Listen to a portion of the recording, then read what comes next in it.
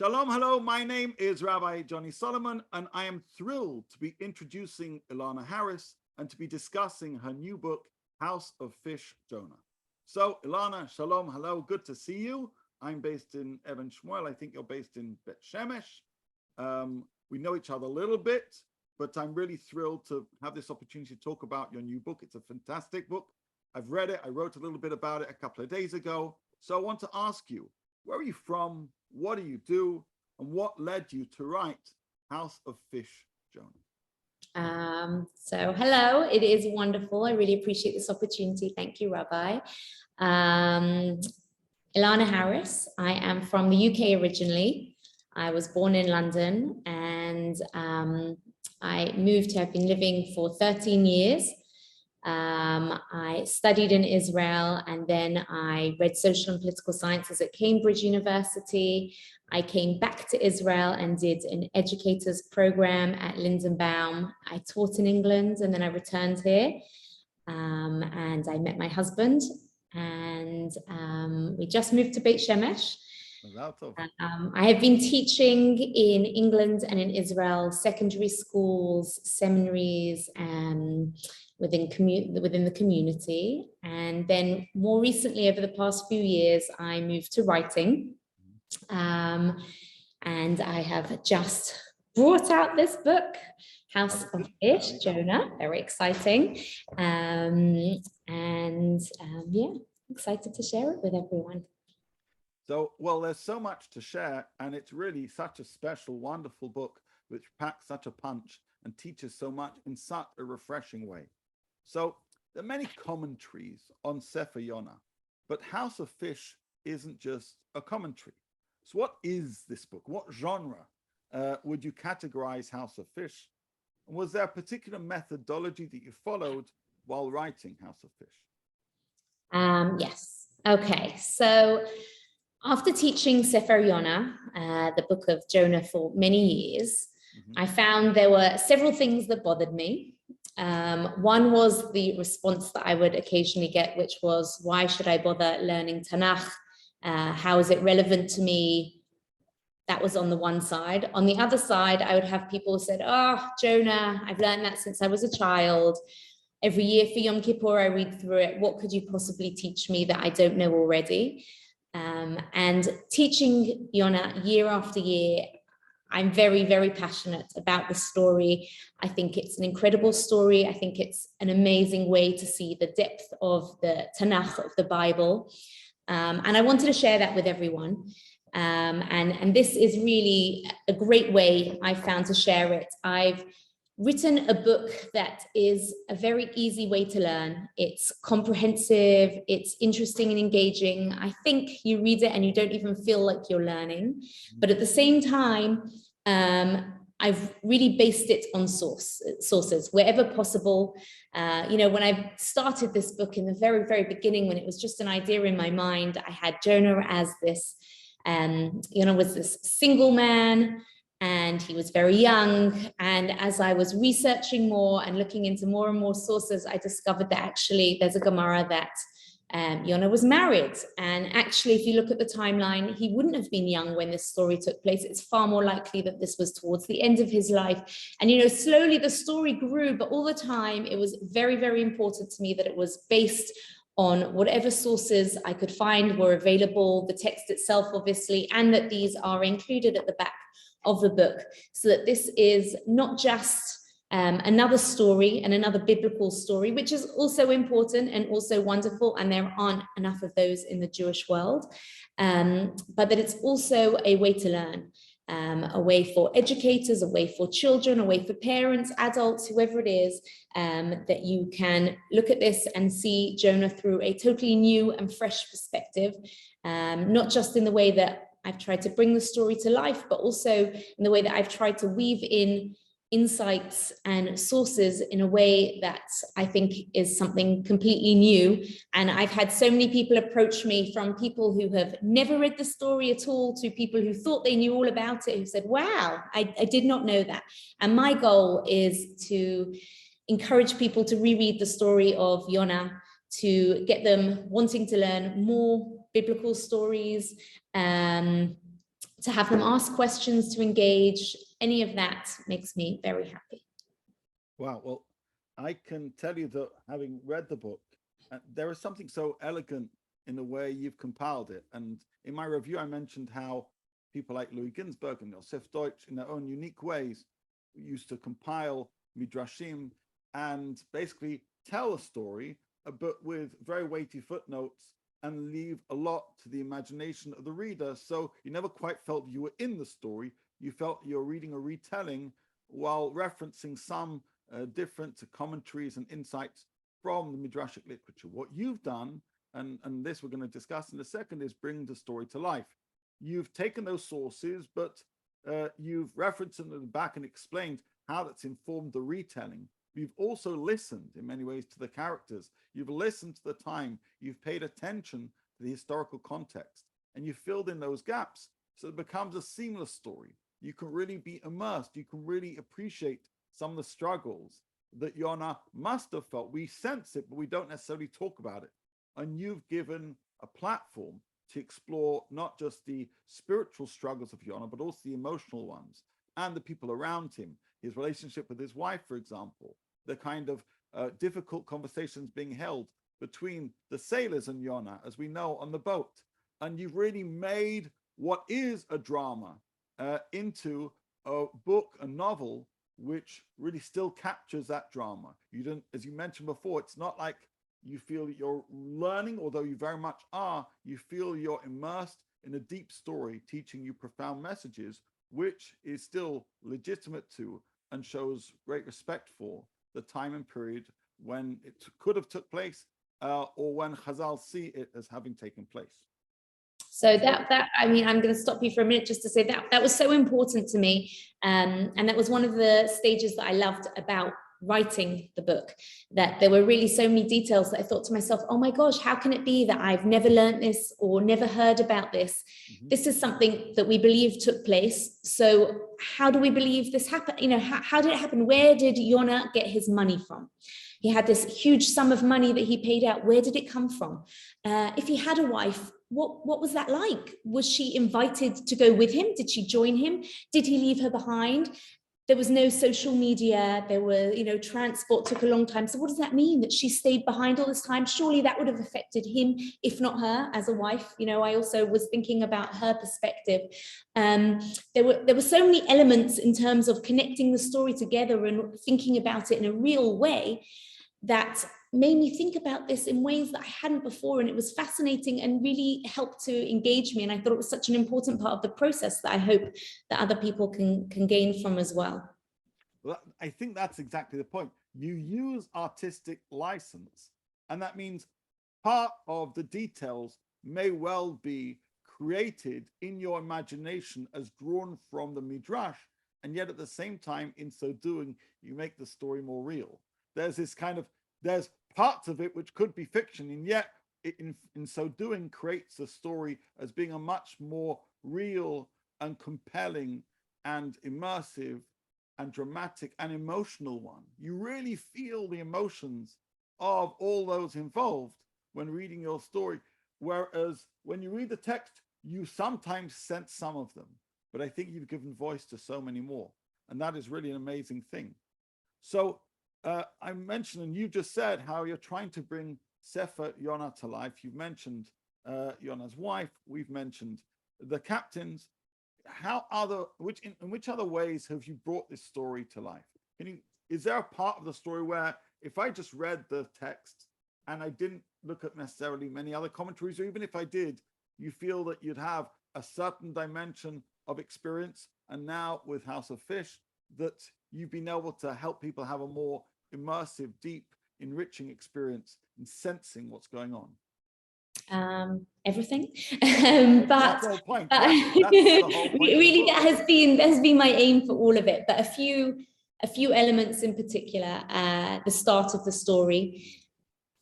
It's possible that Jonah could have received his nevuah, his prophecy, in many ways, but there is an opinion that he was in the Beit HaMikdash, in the temple, at a Simchat Beit HaShoeva during Sukkot time. That to me brings in so many important elements and enriches the story. So that was really important, and the detail of understanding what it was like in the temple. There is a point when we are so familiar with the story that we know Jonah and the fish, that we forget that actually when he was thrown overboard, there is a pause. And for Jonah and the sailors, they did not know that the fish was coming. It was a surprise. And I think that in the story, you get that element that when you're reading the text and when you're so familiar with the story, you just sort of go, and then he was thrown into the water. Oh, and then a fish came along. There's a pause. And that pause is so important because he was drowning and they thought he was drowning. And what are the ramifications of that? And what did that mean for Jonah? Also the Assyrian scenes. For me, the arrival, when Jonah arrives in Nineveh, I drew on the Ballarat gates. This is, I went to the museum in London, I went in Jerusalem. I really tried to research so that some of these details, for example, at one point I had a reference to Jonah chewing on mint. And I was told by someone he would not be chewing on mint. Mint was not around then, have him chewing on lemongrass. All sorts of references like that, where wherever possible, I try to keep it true to the time so that you might not even realize that you are learning about what it was like in the biblical time. And also in Assyria. The Assyrians were known to be brutal, ferocious, horrific in terms of what they did. And that would have been so obvious to people, coming and having heads on sticks, or coming to these gates and seeing how did they decorate these gates. They were decorated with scenes of warfare, scenes of the brutal acts that they committed, that they did to prisoners.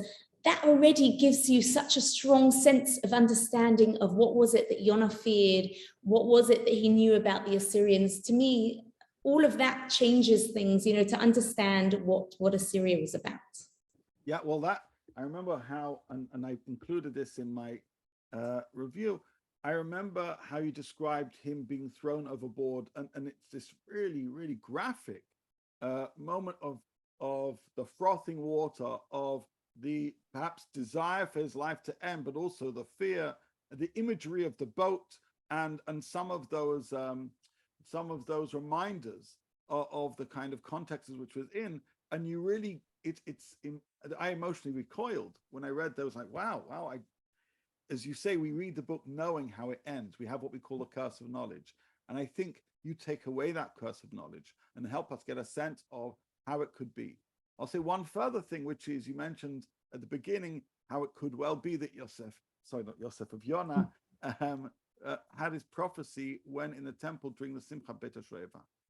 But then you explain that at the end of the story, because the end of the story, he's there sitting parched, and you come full circle. He was originally celebrating the festival of water joy, and water becomes a major theme in the book.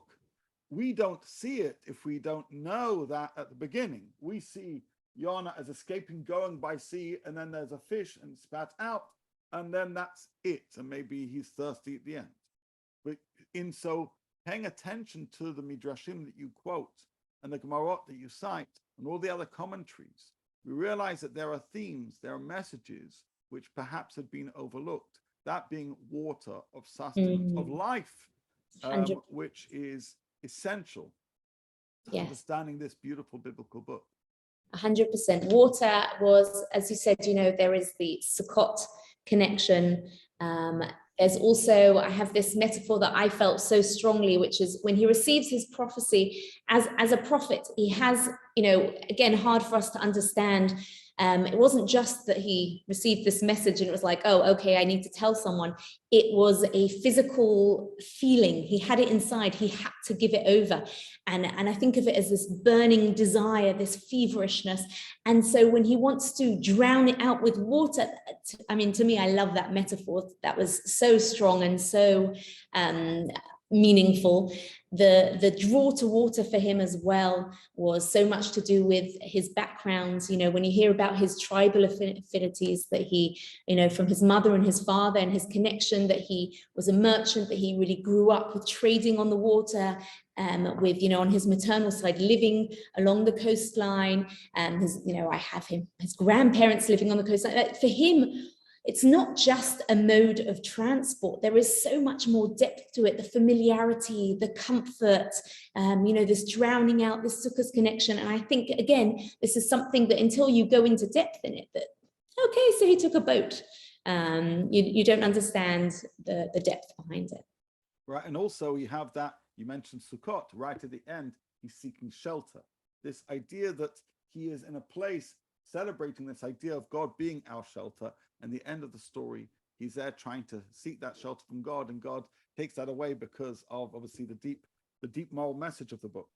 So, I mean, you really, you know, add so much and all those details. And one final thing to point out just on this theme, you talked about prophecy. Well, the Rambam tells us how, unlike Moses, who had a relatively effortless prophetic experience that God talked to him, everybody else, every other biblical prophet, it was traumatic. Now, unless you've studied that Rambam, people don't realize, but you really demonstrate how when Jonah experienced this prophecy, it would have been scary. You talk about how, and this is discussed by the commentaries, he may well have gone in the fetal position. You describe how he sensed this thing coming upon him and readied himself for this difficult yet important moment, which is what being a prophet is, the responsibility of hearing the word of God and then figuring out what to do with it. And so you give voice, and I don't think many people have done this in Hebrew, and certainly not in English, to a deep understanding of what that true prophetic experience was for him. And that helps us understand, wow, that must have been tough. We think God kind of knocked on his door, said, Jonah, go and do this, and he was simply rebellious. But we need to get to grips with what he went through to even receive that message. And you do it so beautifully. And I should say, you're not just a scholar, but you're a great wordsmith. The story is written so beautifully. And so oftentimes in Jewish literature, we sometimes think that an author may well be smart, but unfortunately they're not gifted in the art of writing, but you are. And so through your storytelling capability, you've enabled readers to be able to really understand him, his wife, his family, his context, but also the story and the message. And I want to ask you this question, which is, do you think, apart from the details in the story, of which there are many that you highlight, but are there lessons in Sefer Yonah that you think we've overlooked that your book shines a light upon? We know there's messages of tshuva and change, but what have we been missing, which hopefully your book is able to address? There are so many lessons in Sefer Yonah. And one of the reasons, as I said, that I really like this medium, that I really like a book, is I want people to be able to find their own lessons. I want, you know, the reader to find themselves and to find the way in which they identify with Yonah. For me, one of the things that made me really fall for the whole story was that I identified with Jonah in so many ways. First of all, I felt like he was given a flack. You know, people think of, oh, he ran away from God. One of the reasons that he was meant to have run away from God is because he sacrificed himself for the Jewish people. He decided that I must protect the Jewish people. No matter what happens to me, I am willing to live with these consequences in order to protect the Jewish people. I mean, for me, he's a champion. He's incredible. How can you not appreciate that? You know, so I think everyone is drawn to different aspects and different angles. As I said, that for me is one that I really relate to. I think as well, seeing for the first time that Yonah's wife, having her perspective as a wife, you know, just the story is written from Yonah's perspective, but there were moments where I paused and thought to myself, and what if it wasn't me? And what if my partner was told to do this huge historic mission that's going to change history, that is so important, even though it might be unpleasant and it might be hard? How do I feel about that? How do I feel about sacrificing him for that?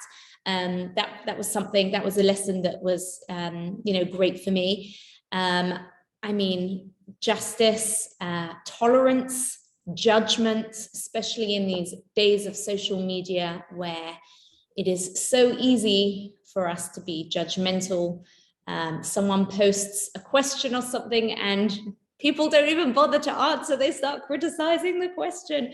Why are you thinking of doing that? Who says that that's okay? It's like, whoa, hold on. It's very easy for us to judge, and for us to judge Jonah as well and say, oh my gosh, why did he behave like that? What was he thinking? And that's why I think you do need to understand from his side to see some of that, and to see that when it's you yourself, you think in a totally different way. So for me, those are important. Taking responsibility. There is, for me, this really powerful scene where Jonah is on the ship. There is the storm. The conditions are terrible. I mean, we're at the point where, again, we just think of it as a storm, but there's this terrible storm. The sailors have tried absolutely everything. They've thrown all the cargo off. And again, this is a merchant ship. The cargo is the most important part. So at this point, it's just about saving their lives. Tarshish, which is where this ship was heading to, so presumably it's a Tarshish ship, were known to be magnificent, to be incredible, beautiful ships. So again, you have the captain mourning the fact that he's going to lose his ship. And these people turn around to Jonah when they pick his name from the lot. And what is it? What's going on? And he could have turned around to them and said, I'm a prophet. Clearly he was an incredible person on a very high level. And he could have said, look at you idolaters, look at you sailors, your boorish behavior. This is because of everything. Look to yourselves and, improve yourselves. And he turned around and he took responsibility and he accepted upon himself. And that's just such a powerful moment to me, that again, we are so willing, so quick to turn around and blame everyone else. Rav Bernstein has in his book on Shuvah, an incredible story that he brings about the Brisker Rav bringing this exact point in a story. And, there was just so much meaning and so many lessons for us. I have a quote from Heschel about social justice, that, here we know that Nineveh was in a terrible state. Hashem sent a prophet to try and change things. And what does he do? Jonah runs to Tarshish. How often do we know about all the terrible things going on and we run off somewhere else? Messages of responsibility and social justice. I also have at the very start of the book a quote by the ex-chief rabbi, Rabbi Jonathan Sachs, where he talks about any great undertaking comes with fear. Often we fear failure. Sometimes we even fear success. That's a very small quote to a piece that he has on Sefer Yonah that is all about Sefer Yonah and the fear of success. What if Jonah succeeded? Maybe he wasn't scared of failing. And I reference this in the book as well. What if success means that Nineveh will do teshuvah, that they will repent, and then they will continue, and then they'll have the opportunity in the future to come along and to punish, to kill, to harm the Jewish people? Is that the kind of success that Jonah wants? Do we fear success? Sometimes success doesn't come with all the good that we think. Sometimes success comes with the hardship of, now I have to keep up on this level and people are going to expect the next great thing from me. Or, what happens if other people are knocked out of the competition? Or there's so many feelings. And that for me as well was just a totally new perspective and a great idea of the fear of success. Another idea that really spoke to me, the Al-Sheikh talks about how being in the fish, being in this, why the fish, why this place? Because wherever we are, Hashem can redeem us, Hashem can save us, no matter where we are. And the idea as well that Jonah is in trouble. that he has really caused this trouble by running away, and yet he knows that he needs to turn to God. He turns to God and he communicates with God, that he has this sense of, so often we think, oh my gosh, but I did something wrong. How can I turn around? How can I say sorry? How can I be forgiven? And this to me is just beautiful. This is how he speaks to Hashem from this place. Okay, now where can we go? So many lessons. Those are just some of them. And as I said, I really hope that when people read it, they'll see for themselves where they connect and what they can learn from it. Firstly, just wow, just everything you've just said. What a beautiful summary and what a beautiful share in many ways, because Sefer Yonah really has so much to teach us. And we've mentioned the beginning of the story, we mentioned the middle in terms of the fish, but I also just want to describe how the way you tell the story of him arriving in Nineveh really fills in so many details. I really didn't pay much attention to whether he'd see children in the street when he'd arrive, but you give voice to those details. You describe the marketplace. You ask yourself, what would have been the reaction when he would have started to speak? And I felt when I was reading those lines, wow, that could well have been how it was. You really sense that you are alongside Jonah as these events are being played out, and you're hearing the words as the people are hearing them and considering what they're going to do as a result. So as I mentioned before, we have the curse of knowledge. We all know that they do tshuva, but when reading a book, we feel that we don't know. We feel that we're there and we're hearing a new voice who's come to speak to us on command of God, and considering how they react to that really important juncture in their future is itself so powerful, so dramatic, so meaningful. And really, I think it's fabulous. The book ends, House of Fish Jonah ends with a couple of pages with some educators' notes or some guidelines for educators in terms of how they could use this book.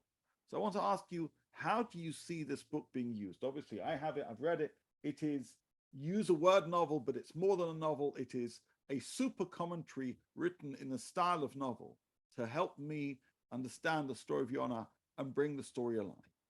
But in terms of the classroom or the lecture hall, how do you think this book could be used?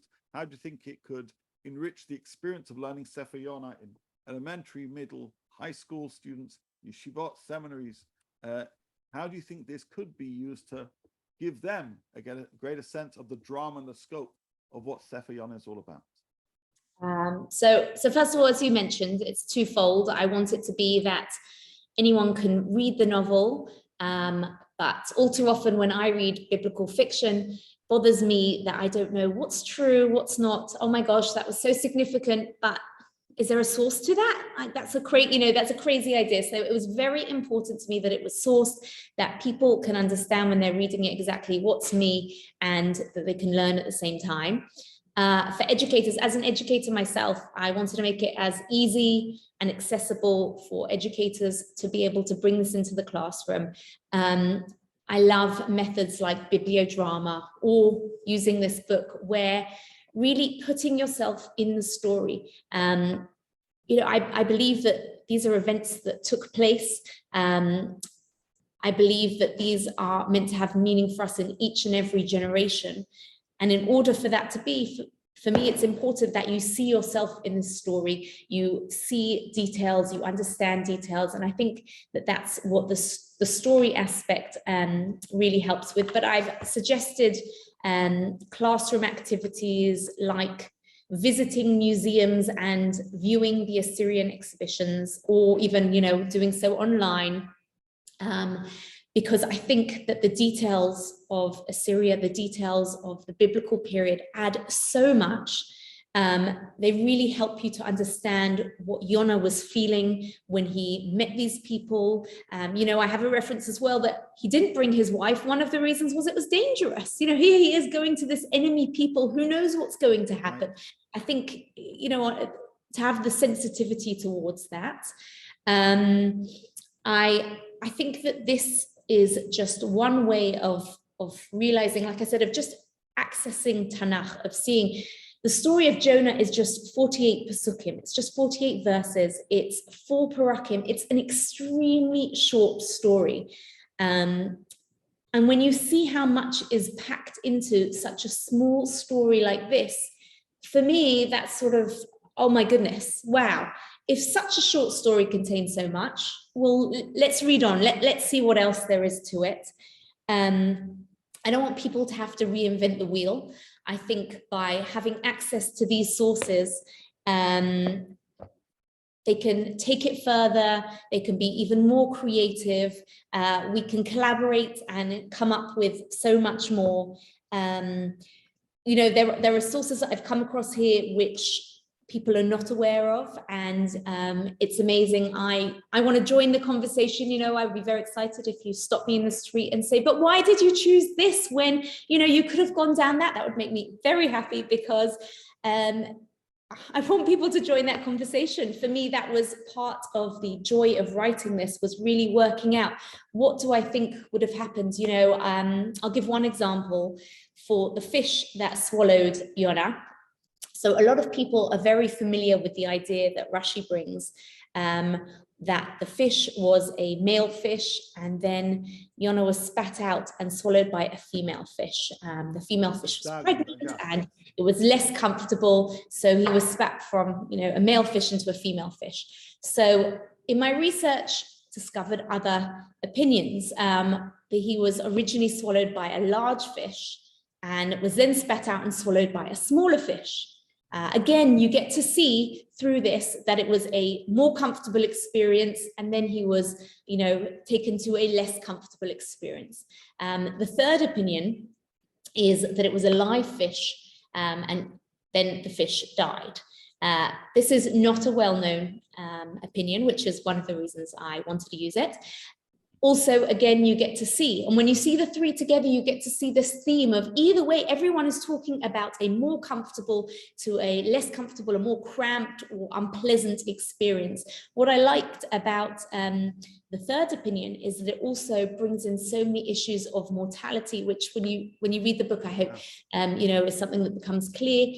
And there is so much scope, there are so many issues of identity, issues of mortality. And I think, you know, I plan to bring out more educational resources for this to help people to engage in a deeper way with the book, and also for a Yom Kippur experience, to make that, to enhance my Yom Kippur experience. I think that would be fantastic. I think that Yom Kippur afternoon at Mincha time, you know, a few minutes are dedicated to the reading of Sefer Jonah, but really you could spend an hour or two reflecting on its depth, its meaning. One midrash, for example, and I know you're familiar with this, says that when he was swallowed by the fish, he was taken almost on a tour of the world, and the fish's eyes were like windows, and he saw different points in Jewish history, and he was given, I think, almost a masterclass in how there are junctures in history where we can make a difference. And the fish's travels is itself giving him musa, giving him ethical instruction to say, this is your time to make the right decision. And so Jonah is both a historical story, but also an ahistorical story. It becomes a book which may well have occurred at a point in time, but also is about telling us at every point in time that we can do what's right. And that fish is the enabler for him to do so. It's a vehicle taking him there and showing him what needs to be done. And yeah, it's a deep, deep concept. So you've written this amazing book. I have it here. I highly recommend it. And it's, you could, you know, a person could read this in one sitting. They could spend some time reading a chapter a day or a week. This can be read to young children. It could be enjoyed by older adults. People who are less familiar will be enriched by Midrashim, and people who know Midrashim will be amazed by the way in which you've interwoven so many beautiful ideas, including some that even they would be less familiar with. So, shkoyach, well done. It's fantastic. My question to you is, now that you've published House of Fish, Jonah, and it's a great book, it's a cracking book, and I think it opens up so many possibilities in terms of the genre that you've created of taking Midrash seriously and retelling stories with the confidence of incorporating some forms of artistic license, but the responsibility to do so with care. So what's next?